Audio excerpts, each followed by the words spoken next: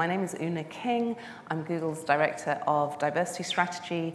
I've been in the field for about 25 years, which makes me very old, but luckily not tired of the journey, even if we've been in the car quite a long while now, haven't we, saying, are we nearly there yet? So this is the conversation to find out where we are on that journey. And so I'm going to start by asking Judith to introduce herself. Hi, everybody. Is this on? Okay. I'm Judith Williams, and I am the Head of People Sustainability and the Chief Diversity and Inclusion Officer for SAP. And I'm really excited to be here at Google Cloud Next because I used to be a Googler, and I'm still a shareholder, really invested in the success of the company. And so super excited that I was invited to be on this panel, and also really excited to share where we are now and hopefully where we're going to go.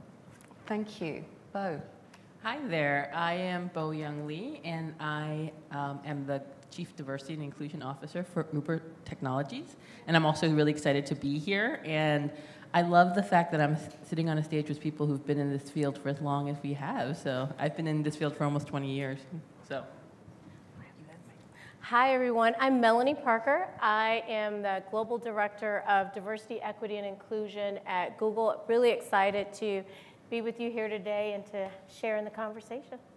Okay, fantastic. So I'm just going to start off with a very quick intro about the Diversity Annual Report that Google just launched last week. Myself and Melonie just launched. The reason being that it essentially outlines our evolving approach to DEI. Is everyone keeping up with the terminology changes around here? I'm like, I just managed to get D&I sorted out, and now it's DEI, Diversity, Equity, and Inclusion. And there were essentially three big changes that we introduced last year. The first was about leadership accountability. So for the first time, Google's CEO and his direct reports share accountability with people ops, HR, for delivering a more representative workforce. And that's actually kind of a big deal. You know, I've been, like I say, working in this field a long time, and often one of the key points is to genuinely get leadership buy-in and accountability. Then the second area was around data transparency, and we seek to increase the amount of data available so that we can take informed decisions and target the resources that we're putting in to DEI. And then the third area was also around increasing inclusion. So in the report we published last week, for the very first time, and we're behind some other companies, we're ahead in some senses, we're behind in others. I think that's why a cross-industry approach is really interesting, because if we could just take best practice from everyone, from where tech companies are doing well, I think we could really start to increase the speed with which we tackle this and how long the journey is going to take. But so in terms of including other communities, for the first time last week, our Diversity Annual Report at Google included LGBTQ communities in terms of the data, and it also included people with disabilities in terms of the data, as well as those with veterans experience. So those are some of the sort of key outlines to how we are approaching diversity, equity, and inclusion. And so I wanted to start off, we're going to try and make this as real can be. So I'm going to ask each of the panelists to tell us what is the one line of reasoning and logic that you always share to convince others that DEI work must be accelerated, must be done. So I'm sure if you're here in this audience, it's because you would also like to have some of those great lines. I'm going to assume that you're the wonderful people that understand how important this agenda is. So thank you for all the work you do. And we won't always start this end, but Judith, if you could kick off, that would be fantastic. Yeah, I always start with the idea of missed opportunities. When we don't have the right people in the room, sometimes we make bad decisions. And I have lots of examples that I use from tech and from other industries where having a lot of people who thought the same way meant that organizations missed opportunities. And I think about Kodak, which actually invented the digital camera, but they were so invested in their business model, which was they sold film, that they actually covered up the technology, and when it grew, it was too late. They never capitalized on it. And it's because they didn't have the right people in the room to say, look, we've got to deal with this disruptive technology. We have this opportunity to think about the future. And when you have people who disagree, when you have diversity, that's how you can essentially future-proof your organization. I love that. It's about future-proofing and making your business viable in the long term. It's not just about being nice to traditionally underrepresented groups. Bo? You know, picking up on what you just said, Judith, I think it's, for me, I don't try to convince people that DEI is really important. What I basically do is like turn on the television or just open the window to society. And the thing is that most people recognize that we do fundamentally have to focus on DEI. It's not so much about convincing them that it's important, it's getting them to have the courage to move out of their comfort zone, right? Because people are not making a choice to say, society is not polarized, the world is not in chaos because of our differences. They recognize that, but they're like, but I'm just really comfortable doing the things that I've always done, just like the Kodak example you gave, right? Kodak was so committed to their business strategy, they're so comfortable in it that they couldn't have the courage to do something that was different. And that is the thing about DEI, it's that it will force you to challenge your fundamental belief systems, it'll force you to change your behaviors, and that takes a lot of courage to do that. So I think, for me, I think it's about saying, what is going to click on that courage for individuals? Thank you, Bo. Melonie? So I always start with the business imperative and the bottom line, because people really pay attention when you start talking about the bottom line.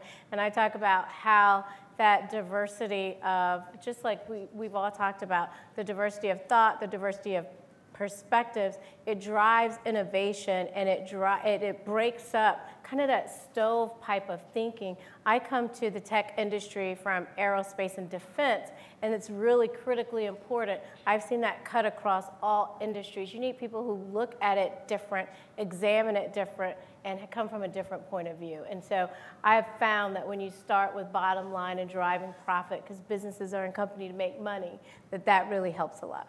Yeah, I really tend to agree with that. I mean, I know that obviously, take the Spike Lee approach. It's the right thing to do, right? We get that. But at the end of the day, what's right can very soon fall off the agenda when you're dealing with really harsh business realities. So yeah, I would agree with that. Okay, we're going to start the next question with Bo. Can you define the CDO, the Chief Diversity Officer role, and tell us which areas of your remit you've had most success with? Sure. I think the CDIO role is one that is multifaceted, so it's not like it's one thing. I've said for the various different constituencies in an organization, you're serving very different roles. For the senior leadership, you are an advisor, you're a facilitator, sometimes you're sort of like an encouragement coach going, yeah, you can do it, speak up, speak up. Sometimes you are a strategist as well as them. For individual contributors in the company, you're really somebody who is an empathetic ear and a voice, and somebody who is a trusted source where they can come and say, here's my reality in this organization, it's not aligning to the stated values we have, please help me fix this. And so you have to be able to wear that hat as a listener, as a healer in a way. And then for managers, you really truly are an empathetic coach.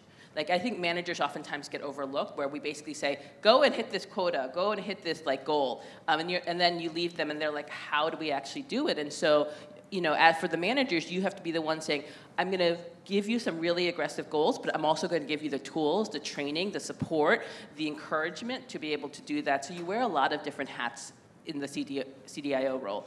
I would say personally, where we have actually had the most, or where I have had the most impact in the last year that I've been at Uber, has really been working with our senior leadership, getting them not committed, because the great thing about Uber when I stepped in, and I know it's going to sound funny, is that there was so much enthusiasm and so much desire for change. I mean, you can't go through the last 2 years that Uber has been through and not know that this is so fundamentally important. But it was about getting the leaders really aligned, getting the leaders more consistent, getting the leaders to actually publicly state, these are the goals. They said, we want to improve. And I said, okay, state that. And they were like, okay, we'll state it. But it's really been about getting them aligned. And so to your point, I love the fact that in your diversity report, you outline multiple priorities, transparency, the accountability. And that's exactly where we've been able to move in Uber. We actually now have our executive leadership, which has that accountability towards certain goals, which we'll outline in our diversity report coming out soon. And then we're also doing a lot more on data transparency. Fantastic. Oh, it's so good. Can I just say the week after the Diverse Channel Report is published? So I hope you get to enjoy that sometime soon. Melonie. So the words I'd add, Bo, to what you said are futurist and influencer, because I think we're also able to, look out into the horizon and really help the executives look forward and what do we need to do now to prepare for that future. And then from an influencer, very often the systems or processes or approach, we don't own them necessarily, but we're able to serve as that key influencer organization to help them look at more equitable outcomes, where we could do things better. And so I really think that the science and the art of influence is really critically important. And I really see our role as helping to answer kind of two questions from the organization, which is, how do I fit in this organization? And so what's that trust back with the employee and the organization? And then what's my trust in my manager, right? Because we know people leave managers, not organizations. And so by looking at just the science behind inclusion and helping to make sure that our culture helps people feel, one, that loyalty back and trust in the organization, and then that same level of loyalty and trust to the manager helps people really see that. And so where we've been really successful at Google is really changing the narrative and putting focus around representation in hiring and progression and retention, and then looking towards a more inclusive culture. And so really using data and the data transparency that you talked about to drive improvements in our representation for underrepresented groups, as well as progression. And so how are people really promoting? And that could be lateral movement. What are the development assignments that people take as they move side to side in order to be more competitive for upward mobility? And then what's that upward mobility path look like? And does it match the representation of that workforce in the company? And then when we look at who's leaving the company, like who's in, who's out, are we really taking a systematic approach to how we're looking at who's attriting and who's not, and what do we need to do, and are those at parity? And then making sure that the culture supports people really bringing their best selves, across all the lines of difference that we see represented in the workforce. And that point about attrition is so important. And for us, it was a really big deal last year for Google for the first time to publish attrition figures. And there was so much nervousness and fear about it. But the argument that had to be made is, look, if you just publish representation, you're not showing people the full story. Because representation is the sum of who you get in, whether you develop them and they want to stay, and those that feel they're being pushed out the door, right? So it's really at that point where we're trying to tell the full story. So Judith, what have you had most success with, really, in terms of DEI? So at SAP, we're a B2B company, and that's, and I recognize that Google also is and Uber is in certain ways, but that's really our core business. And so we're not only thinking about how do we diversify internally, but how do we extend that knowledge to our partner ecosystem, to the startups that we fund. And so we've really had a lot of success driving that inclusion message outside of SAP. So for example, we announced this year our No Boundaries initiative, which is part of our SAP IO Startup Accelerator and Fund.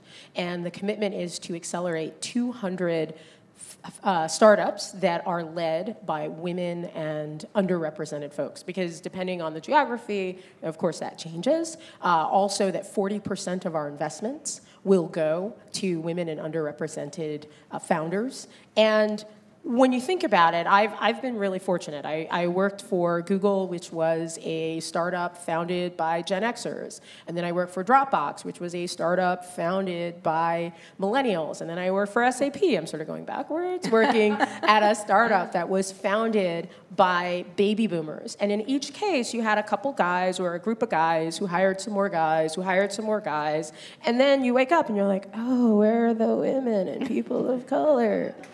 And so if we can work on diversifying that startup ecosystem, we know that the next generation of multi-billion-dollar former startups will have a greater chance of having more diversity. And it is so much easier to solve that problem early than late.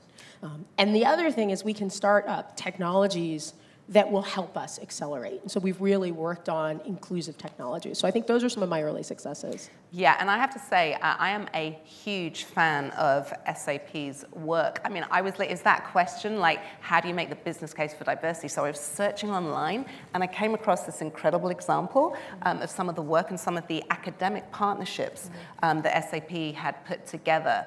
Is it SAP or SAP? What should I be saying? It's SAP. Definitely SAP. Definitely SAP. Anyway, so I totally, I really respect the work that you've done there.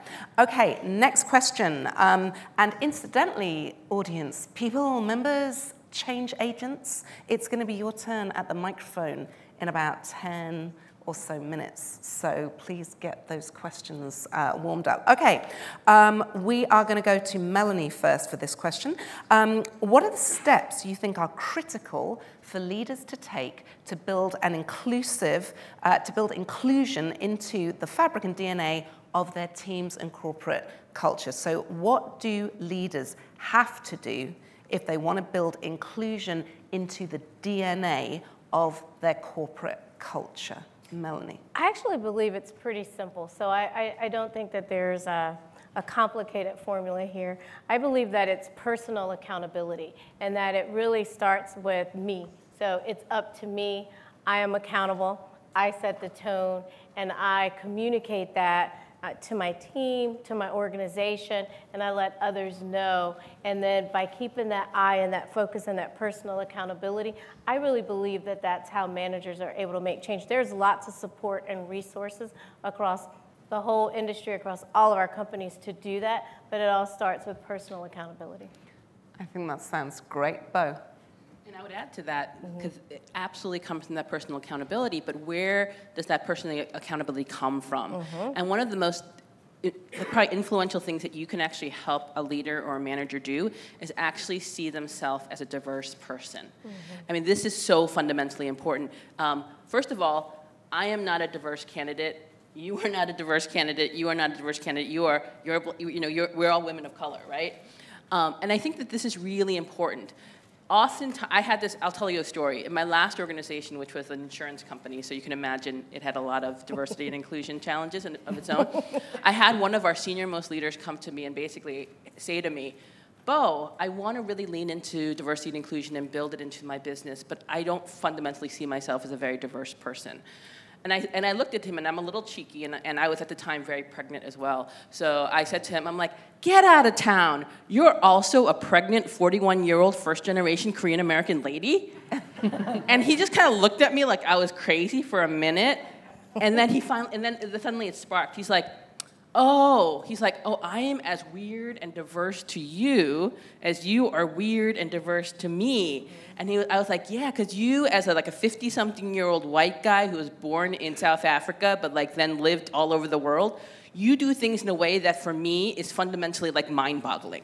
Now, you are in a power of position, so you think what you do is just normal and that I'm a deviation from you. But I'm like, let me just tell you, you are some really interesting deviation from my normal. And he got it. Suddenly he's like, oh, I am a diverse person. I could potentially be a diverse candidate if you were to start a company. I'm like, precisely. And when they start to lean in to see themselves as not normative, but rather that they are a deviation from everybody else's normative, then they have the sudden personal accountability to say, I have to explain myself as much as you have to explain yourself to me. And that begins that personal commitment. And then everything else from there, because to Melonie, your point, it's really not fundamentally that challenging. When you have the right commitment and the mindset, you'll build it, and then the people who are underrepresented will want to come to your team. You don't have to constantly pull them in. So that's one additional way that I'd say personal accountability builds. Love your story. Yep, it's over to And I echo that. I always, I call people out and I'll say, I just want to help you with your language, which is that no individual can be diverse, only groups are diverse, right? It's built into the language. So that's why I use underrepresented. And I also think, building on the accountability, I think we also have to give, especially junior managers, we have to give them permission to make mistakes, because often they don't know how to manage a diverse team. They're really worried that they will make a mistake. They'll say the wrong thing, they'll do the wrong thing. So we have to say, as long as your intent is good, we want to give you the space to risk. There's a perception of risk if I hire someone who is different from me, right? I know as a first-line manager, I became successful because I did things in this way. So my assumption is, well, just hire more of me. And that's absolutely the wrong thing to do. You should shore up your weaknesses, not double down on your strengths. But that comes out of fear. So we have to create a culture where they understand that you take what some might perceive as a risk on someone that's different. And then you also have to say, lean into the discomfort. When someone disagrees with your idea, when someone challenges you, that can be hard, but lean into that because that's actually helping you get better. Yeah, and so go on, Melonie. I was just going to say, Judith, I really like that, because often we hear people have to fit into our culture, and we're looking for culture fit, when instead we should really be looking at it's additive and culture add, and like, what don't I have, and how do I add to my culture? And so when you're interviewing from an additive standpoint, not how do you fit people into that existing mold. So I think that's really powerful. Yeah, and I think the point you raised also, Judith, about risk. People always seem to view minority groups as a risk as opposed to an opportunity and an advantage. I remember I was Chief Diversity Officer for UK broadcaster Channel 4, and we had a young black man come in, pitch some ideas to the commissioners, and they were like, okay, I've got to be fair, this was 2004, so it's a while ago, but still, they literally said, oh, we've already got one. You know how it is. It's like, oh, we've got the one. Whether it's the woman on the board or, they were like, no, we've already got one. Anyway, that young black man was Idris Elba, and I tell you who's laughing now, right? So the idea that they just couldn't see behind the identity to the talent of the human, it's not about risk. It's about seeing opportunity. Okay, so I really want to ask you guys, and that's my poor language there. It's like, come on, keep up, women, ladies, brethren, whatever. I want to ask you guys, what do you think are the most critical change in approach? What is the most critical change in approach that any of our companies have to take to be successful in DEI? Because let's face it, at the moment, and I'll be the first to say, if you look at Google's diversity annual report, I think we've done some super important things, but I have to recognize the change is incremental. If we were going to move beyond incremental, what do you think?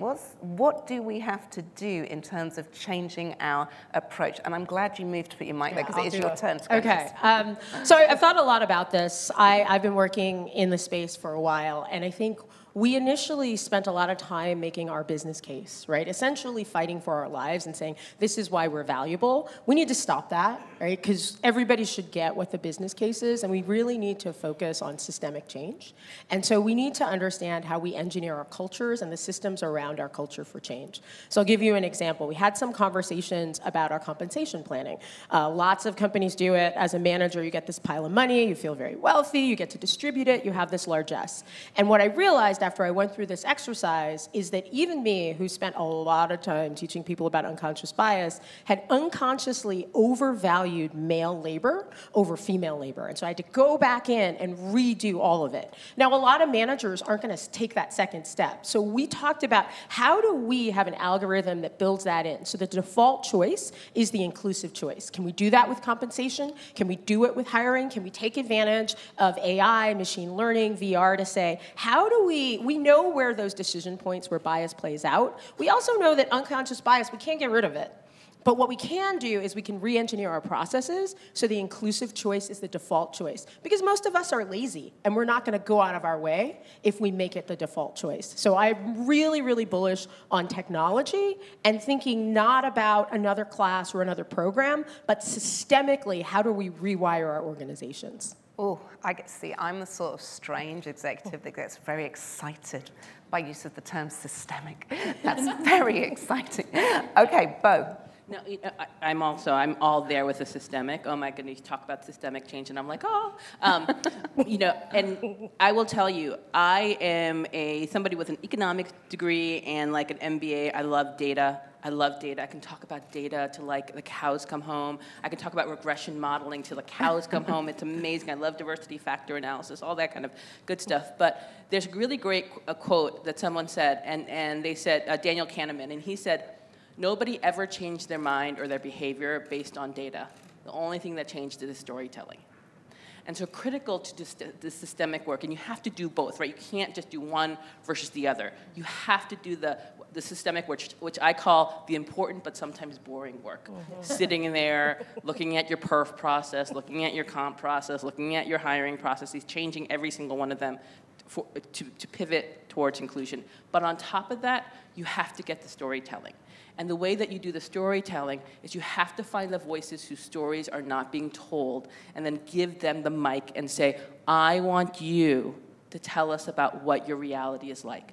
Because when our leaders sit there and they hear somebody who's been sitting in one of our, customer service, and they're like, I have a master's degree, and I've been working for Uber for 3 years, and I'm a black person, and I've never been promoted once.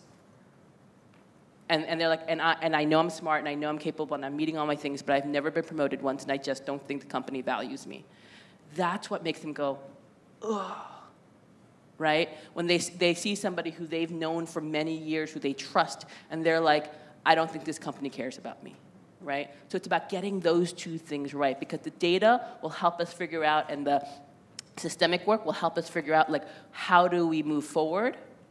But the storytelling will change people's behaviors. They will change their heart as well as their mind, and you have to get those two things simultaneously. So I think I couldn't agree more with you around narrative and story. So Melonie, as the person who had to stand up in front of essentially 100,000 Googlers last week and deliver the data, but also, yeah, she was hot, I tell you. But anyway, but also deliver the story. How do you think we are changing our approach there? Well, I was just listening to Bo and Judith, and I agree. We have to get to the underpinnings right, and that's the systemic work. And then to be responsible stewards, data tells a story. We have to make sure that we're telling the right story. And so that's what we're trying to do at Google is what's the right narrative that gets to the underpinnings of the systemic things that we see so that we can get to this systemic transformation.